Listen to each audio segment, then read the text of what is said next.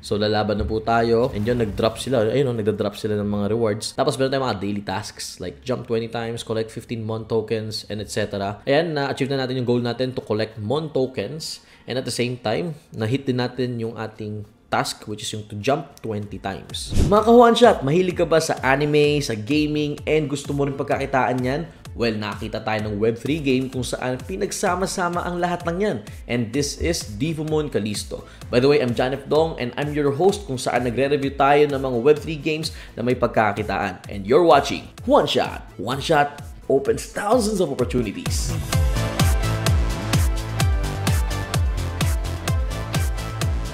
Alright mga one shot, wala nang patumpik-tumpik pa. So kung naka-follow po kayo at bumibisita kayo sa website ng gamefy.org, makikita nyo po dyan guys yung mga categories, yung mga rankings. And few days ago, bumisita po tayo dyan. Nakita natin na ito nga pong spotlight under most viewed kung saan ito po yung mga top games viewed by gamefy.org users. Yung mga users po sa gamefy.org.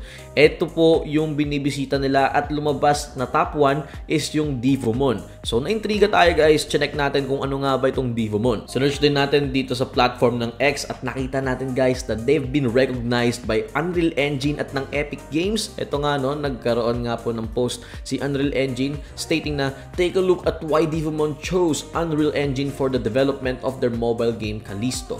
Guys, actually napakabihira lang naman magbigay ng shoutout nitong Unreal Engine. Now the reason bakit sinoutout sila ng Unreal Engine is because eto pong Devomon Callisto, ang ginamit po nilang engine is yung Unreal Engine 5 which is yung latest na Unreal Engine ngayon na available. So let's dive in dito sa kanilang website. This is devomon.io. Pwede nyo bisitahin para lang din na makita ninyo guys kung ano bang nasa loob. So it says Early Access, Epic Impact, join the anime Web3 evolution. So yun nga, gaya na sabi natin kanina sa intro, if you're into anime, tapos mahilig kang maglaro, tapos gusto mo ng Web3 kasi nga play to earn, di ba? So this is something you should consider, Devomon. So check natin guys about Devomon, an anime brand revolutionizing fan engagement worldwide. Beyond gaming, it encompasses manhwas, anime, and more. Expect immersive games, unique merchandise, and a universe that brings together every facet of anime culture. Uy, so kung mahilig nga talaga sa anime, talagang malawak. Siguro mayaman ito sa anime culture, kaya talagang ine-emphasize niya guys na talagang if you're into anime, kami dapat na magustuhan mo, lalo na kung mag-Web3 gaming ka. So let's dig deeper. Ayan, makita natin guys, merong GameFi, EvoZone, NFT, of course, non-fungible tokens. Nasa Web3 gaming tayo. May dashboard, Evoverse, manga, anime, merchandise, and news. So, halimbawa man na bisitahin natin itong GameFi. Ano meron sa GameFi nila? Check natin. Eto guys. So, kasi guys, bigyan ko lang kayo ng konting overview nung nag-research tayo about Devomon. So, yes, existing na po yung Devomon sa Play Store kasi meron na nga itong parang Web 2 version. Now, they are trying and planning no, na magkaroon nga po ng blockchain technology itong Devomon. That's why they're calling it Devomon Callisto. So, ito nga po yung new Web 3 Dungeon and Arena Adventure, Master Dungeons, Rise in Ranks. So, again, pwede nyo naman laro ito sa Android. Now, kung may iOS device ka naman at wala kang Android, you may try it using the test flight. Nakapag-try na po tayo dito sa iOS device natin. And coming soon naman ito sa PC via Windows Store. So, check natin itong website. Ayan. Callisto.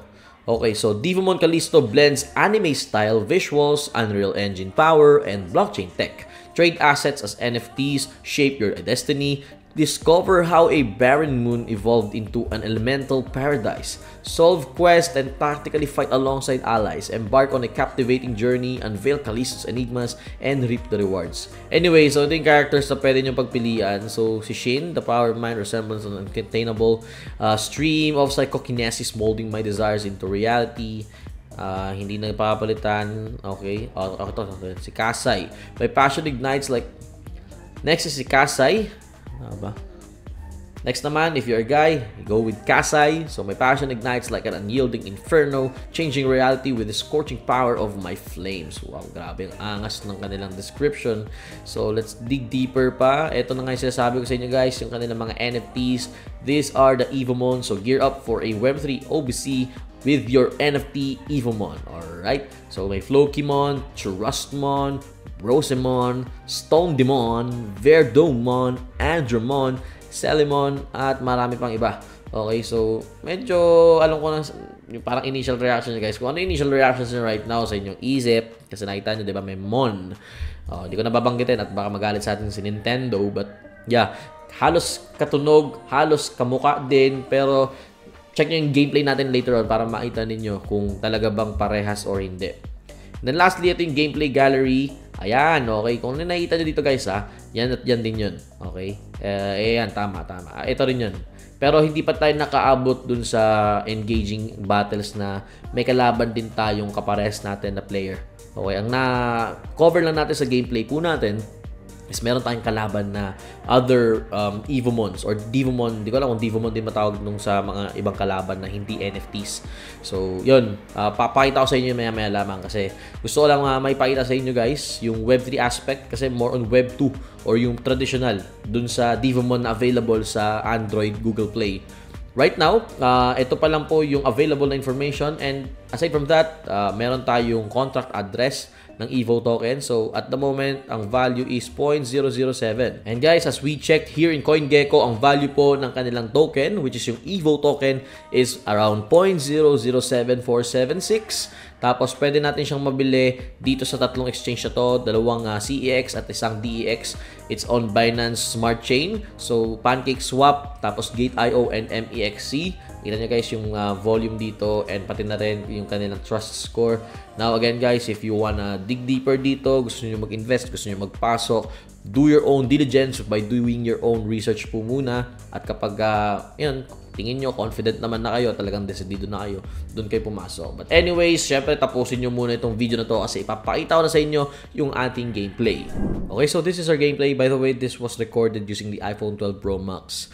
So ito nga, alpha build ito ng kanilang Web3 version. So if you're gonna be asking me about this game, kung compatible siya sa mga devices ninyo, I think iPhone X pataas, okay yan. Pero pababa hindi, di ko sure kasi di ko pa nakikita. By the way, we have daily sign-ins like weekly and monthly. Tapos meron tayong mga daily tasks like jump 20 times, collect 15 Mon tokens, and etc. So gagawin natin yung 20 times na pagtalon. By the way, ito yung loading screen. Parang hindi pa ito yung pinaka-final yan by the way, no? Kasi nga alpha. So ito na, welcome to Callisto. So yung una natin kailangan gawin dito is to talk to Professor Vine. And as we move, no, tumatalon-talon tayo. Bakit? Kasi nga we need to do the objectives. Yung pagtalon kasi kapag nagawa natin yung 20 times, syempre meron tayong rewards for that. Kaya ginagawa na natin as we go, kung nasan man tong si Professor Vine. So nasa map naman yan actually. At kung aware kayo dito sa glider na to, di ba, may mga games na kung saan pag tumalon kayo sa medyo mataas or sa cliff, magkakaroon kayo ng ganyan. Anyway, ayan, na-achieve na natin yung goal natin to collect Mon tokens. And at the same time, na-hit din natin yung ating task, which is yung to jump 20 times. Now ito, kausapin natin si Professor Vine. Merong konting dialogue. Yan o, kita nyo guys, meron siyang actually English and meron ding VA kung naririnig ninyo right now. I don't know if kung mas malakasin ko lang ng konti. Basta yan, merong voice actor for both. Ito, John pinangalan ko since I'm John F. Dong, right? But yeah, ako kasi hindi ko hilig yung ganito sa mga games, so in-skip natin. And you get rewards for that. Siyempre, medyo malaylay tinakbo natin. So may bagong tutorials, check natin kung ano yung mga bagong tutorials na yan dito sa may top left. Nakita naman guys, merong red dot indicator. So, ayan yung tutorial/elements natin. Dito yung movement, EvoPad, map, tapos yung iba pang tutorials about the EvoPad. Kasi guys, itong EvoPad, ito yung parang pinaka-ano natin, bag for the EvoMon, yung ating gagamiting NFTs. But right now, again guys, this is the alpha build. So, kung naman nakita natin dito, this doesn't represent the final build. So, yan, ito na yung ating adventure kung saan ibibigay sa atin or parang i-introduce sa atin yung ating unang EvoMon, which is ito si Flokimon. So, nakalagay din dyan, no, rare. Ibig sabihin, rare yung kanyang rarity. Diba? Rare po siya na type of EvoMon. So, yan, okidoki friend. Prepare for fight. So, lalaban na po tayo. Ito, papakita ko sa inyo guys. Ang ganda dito kasi merong day and night cycle. So, as you can see, as we run dito sa gameplay natin, dumidilim na po. So, kanina medyo maaraw at yan, gabi na nga nung bumalik tayo kay Professor Vine. So, kasi papakilala natin kay Professor Vine yung nakuha nating EvoMon, which is yung Flokimon na rare. Yan. Flokimon, do you know anything about portal? So, may maririnig na mga VA or voice actors. Actually, pati si Flokimon, meron din voice actor. So ito, dito naman ipapakita ko sa inyo guys that you can switch between your character and yung inyong mga Evomon. And syempre kapag merong objectives or tasks, merong rewards. So ito, chinek muna natin yung ating Evo pad. Nakita natin yung team natin, nandyan si Flokimon. So kapag naka-equip na yan, sasabihan kayo na slow down. So di nyo siya kailangan i-equip kasi currently equipped na siya. So sa top left, merong button doon kung pipindutin nyo yung character ninyo or yung inyong Evomon. Ayan. So nakokontrol na po natin yung Evomon natin. And again, meron ulit day and night cycle. So right now, araw na and meron mga kalaban dito. I think tawagin na lang nating monsters yung mga kalaban. And right now guys, mapapansin ninyo, merong mga abnormalities when it comes to gameplay, gaya ng graphics, medyo nag-glitch. Pero for this, I think I appreciate naman since alpha build ito. Nakita naman natin guys yung animation na talagang merong laban na nagaganap. And yun, nag-drop sila. Ayun, nagda-drop sila ng mga rewards. So, let's say, maglalaro tayo in the play-to-earn aspect kung mai-add naman dito yung blockchain tech. Then probably, yung mga laban na to talagang magiging stylish and very rewarding. Dito lang naman medyo pumalya. Ayan o, walang animation masyado. Pero so far, I guess, gets nyo naman yung pinaka-process. So ito, day and night cycle ulit. Tapos meron ulit na missions kung saan and find the Harrisons and talk to them. So dito ano sa atin, i-introduce sa atin yung iba pang mga Evomons aside dun sa Flokimon. But anyways, I guess it's something that you should discover by yourself. Again, free to play ito sa Android. You can try it as well sa iOS via test flight and coming soon naman para sa PC. So, yeah, I guess this is something that you should check out. Again, if you are into anime, gaming, and gusto mong kumita as you play this game, this is Devomon Callisto. Something that you should try. Sobrang bago lang din ito sa pandinig ko. Actually, this is one of the new play to earn na lalabas na originally from Web2. Now, dun sa mga interested about the Evomons, meron po tayong website wherein ito ay tinatawag na Evo Zone. Dito pinapakita lahat ng mga available na Evomons or NFTs na darating dito sa Devomon. So, meron tayong iba't ibang elements like fire, earth, ice, fairy, electric, air, at marami pang iba. Tapos may different type of rarities and may evolution, guys. Check out ito, guys. So, tingnan nyo. Papakita ko sa inyo kung ano yung sinasabi natin. Let's say, itong Flokiwarmon, meron siyang evolution. So, from being a Flokimon, which is, again, guys, ito yung parang pinaka-base form. Again, banggitin ko na nga. So, just like Pokemon, ito yung base form. Tapos, mag-evolve yan. And then, nag-iiba yung name. Like this one, from Flokimon, naging Metenamon. Then, naging Flokiwarmon. Then, lastly, naging Floknight. Oh, Floknight or Floknight or Floknight yung nasulat. So, ayun pa rin, nadagdagan yung kanyang type. So, from having just a one type, no? And naging two types na po siya. So, level 4 evolution ito. And yung weaknesses niya is still the same. It's water and earth.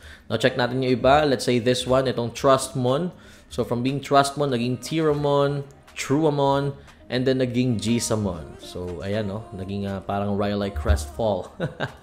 And lastly, check natin itong isa. Itong Xiaometamon. Okay, so apat din yung evolution level niya. So, from being Metamon, naging Atzilamon, naging Xiaometamon, and then last is Zenchmon. So, paastig ng paastig yung mga Evomons dito. At ayun, nakikita natin na syempre, kung bibili ninyo yung pinaka-evolved na, yung pinaka-malakas na version nila or evolution level nila, probably that's gonna be expensive or mas mahal compared dun sa base form. Pero syempre, we have to consider na halimbawa man maging NFT na talaga ito, gagastos tayo dito. So, make sure na you do your own research kung talagang gusto nyo mag-invest ng time, ng pera dito. Pero since libre naman po na itry natin yung alpha test or yung kanilang alpha version ng Web3 game, at least we could have a glimpse, no, before tayo mag-dive deeper dito at mag-invest ng pera, ng panahon. Maganda, itry muna natin yun, mga dongs. Kasi itong mga games naman na ito, actually, madami sa kanila. Prototype pa lang. Puro pa lang plans, 'di ba? Puro ideas pa lang. Pero it's good na kagaya dito sa Devomon, meron na silang game na pwede nyo i-try. Meron na silang downloadable version via Android App Stores, dyan sa test flight.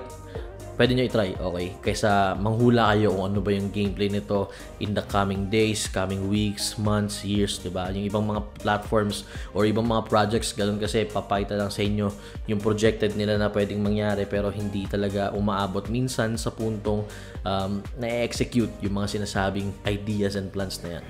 And yun, so far, sobrang promising ng game. At least meron tayong something na pwedeng matry or makita man lang before we dive deeper dito sa project na ito. Unlike other projects or other play to earn, no, na kung saan puro promises ng kanilang mga ideas and all pero hindi naman dumarating sa punto ngayon. Now it's good na meron silang pinaka Web2 foundation kung saan i-integrate nila yung blockchain. So at least, 'di ba, meron na rin mga fans or foundation ng kanilang fan base etong game na Devamon, na magiging Devamon Callisto na. So, yun, kung meron kayong mga plano about getting into this game, meron tayong mga links dyan sa ating description sa baba. You may check that. And again guys, this is not a financial advice. This is not a buy signal sa mga NFTs nila. Bagkus, pinapakita natin dito sa one-shot episode na ito kung ano nga ba yung gameplay nitong Devamon Callisto and kung ano ang naghihintay para sa mga ka-one-shot natin dyan na nagbabalak pasukin ang game na ito. Now, before we end, gusto mo pasalamat sa ating mga sponsors. Maraming salamat po. And sa mga ka-one-shot natin dyan na palaging nanonood ng ating mga episodes weekly, maraming salamat po. Samahan nyo ulit ako next time kung saan magre-review ulit tayo ng mga iba pang Web3 games, and if kung meron kang may recommend, leave it down there in the comments. And of course, kung nagustuhan mo tong video natin, i-hit mo lang ang like button and huwag mong kalilimutan na mag-subscribe sa Pinoy Web3 TV para makapanood ka pa ng mga latest Web3 games na nire-review natin dito sa One Shot. Grabe talaga, ang lupit at palupit ng palupit yung mga Web3 games ngayon. And syempre, again, samahan nyo dito ako. Dito pa rin yan kung saan gaming is not only fun, but it is worth the fun. Where One Shot open thousands of opportunities. Ito pa rin ang One Shot.